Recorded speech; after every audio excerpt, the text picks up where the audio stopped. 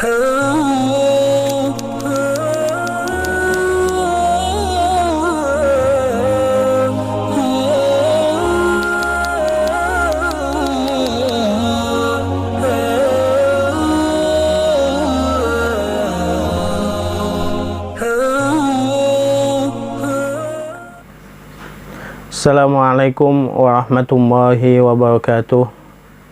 Bismillah walhamdulillah wassalatu wassalamu ala rasulillah wala hawla wala quwata illa billah wa ba'du.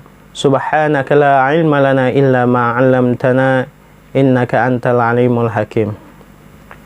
Saudara-saudara sekalian, sahabat kajian Kopi Jiwa rahimakumullah, pada pertemuan sebelumnya sudah saya sampaikan bahwa banyak doa yang ada di dalam Al-Quran diawali dengan redaksi atau lafaz Rabbana, ya, atau Rabbi, wahai Tuhan kami, wahai Tuhanku, tanpa menyebutkan huruf ya, harfun nida, ya, yang menunjukkan panggilan.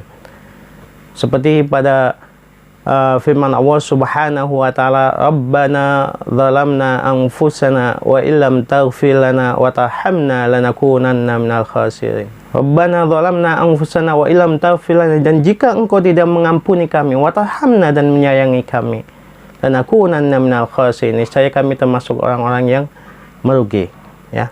Kemudian di firman Allah juga, Rabbi zidni ilma, wahai Tuhanku, tambahkanlah kepadaku ilmu.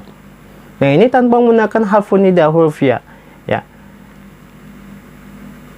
Kenapa? Karena supaya menunjukkan faktor kedekatan.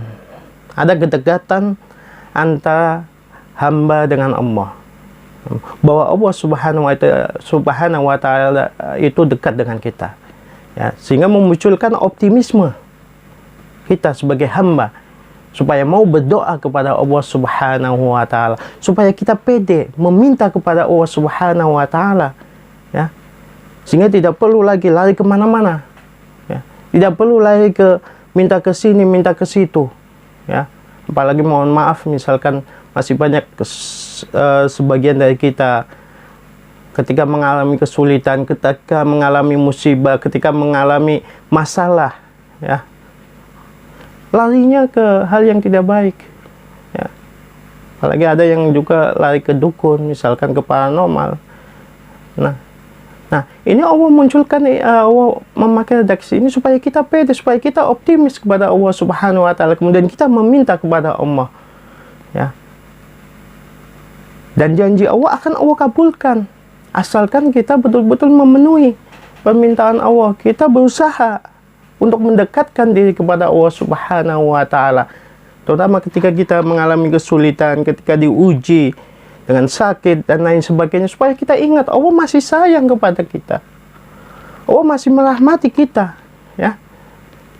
Allah masih menginginkan agar kita kembali kepadanya. Inilah saudara-saudara sekalian, dan ini berlaku untuk siapa saja, ya.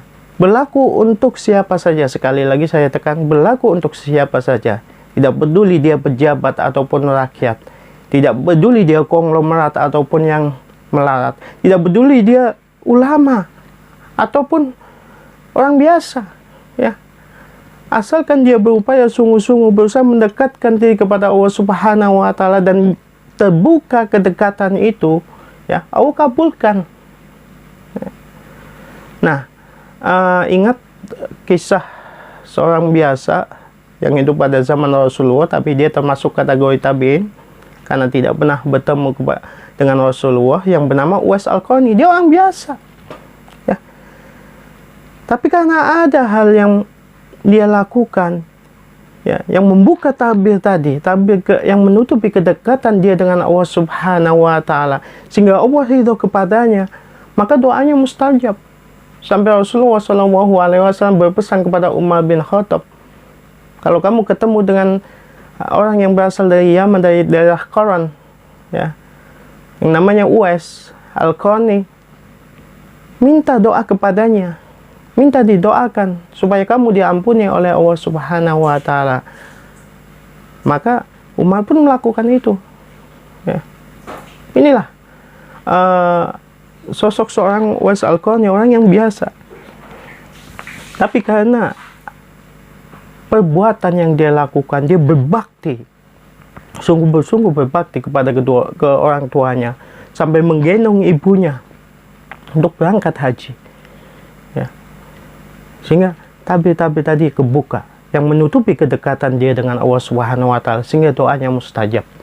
Ya. Nah, ini juga semestinya saudara-saudara sekalian kita kembangkan, ya. Sehingga kita tidak perlu kemana-mana, ya. Apalagi mohon maaf sampai lari ke dukun. Naudzubillah summa naudzubillah. Termasuk ketika ini yang banyak terjadi juga di kalangan masyarakat kita, ketika seseorang diberikan amanah jabatan, ya, kemudian takut, ya, karena mungkin ada orang yang tidak suka, ya, ada bawahannya yang tidak suka dan lain sebagainya, sehingga dia perlu backingan secara spiritual, backingan supranatural, bukan spiritual, supranatural, ya, dari mana-mana. Padahal Allah sudah ajarkan kepada kita melalui Nabi Muhammad SAW dengan turunnya surat An-Nas dan Al-Falaq, ya, dimana pada saat itu Rasulullah diuji, terkena sihir, dan ini merupakan pelajaran bagi Rasulullah dan juga buat kita sebagai umatnya, bahwa hal seperti itu adalah dilakukan oleh setan, ya. Setan melakukan kejahatan yang berupa satu batin. Ini ditekankan di surat An-Nas, lebih ke batin, ya, kejahatan setan yang merusak batin kita. Kemudian di surat Al-Falaq itu kejahatan yang menyerang fisik kita, ya, wa min syarri naffatsati fil 'uqad, ya, dan dari kejahatan tukang sihir yang meniupkan pada buhulnya, ya. Sehingga Allah ajarkan kepada Rasulullah dan tujuannya adalah buat kita. Formulasinya apa? Resepnya apa?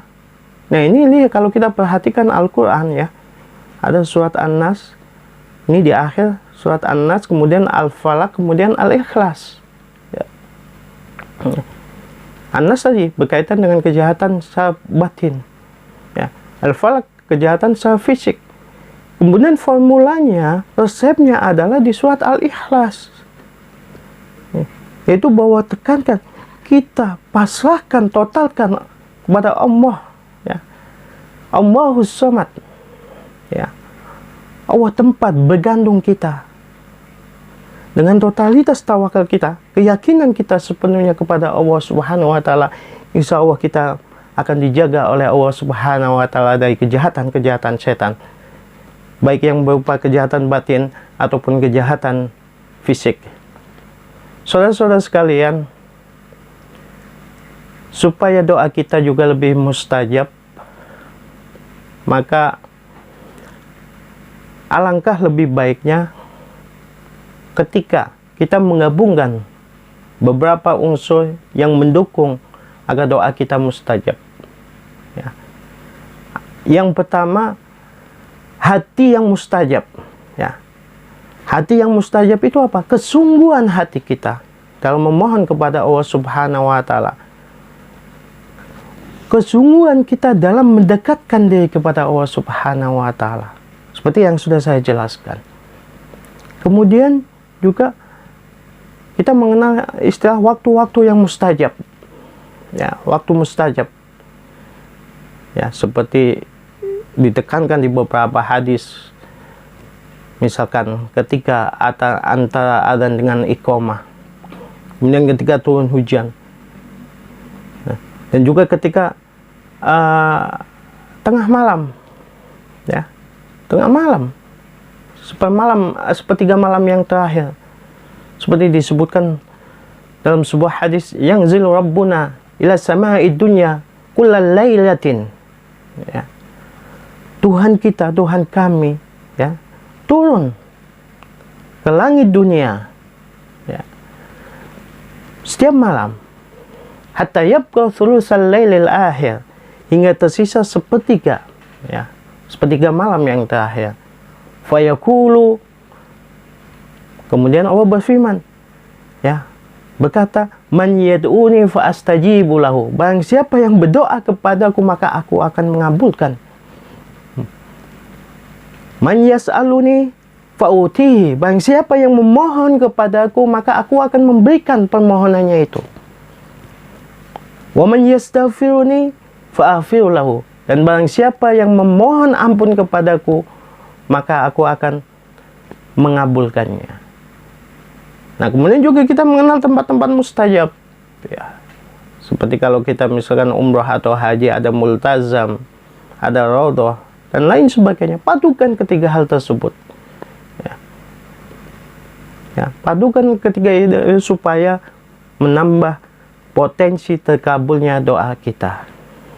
Saudara-saudara sekalian, demikian yang bisa saya sampaikan, mudah-mudahan bermanfaat.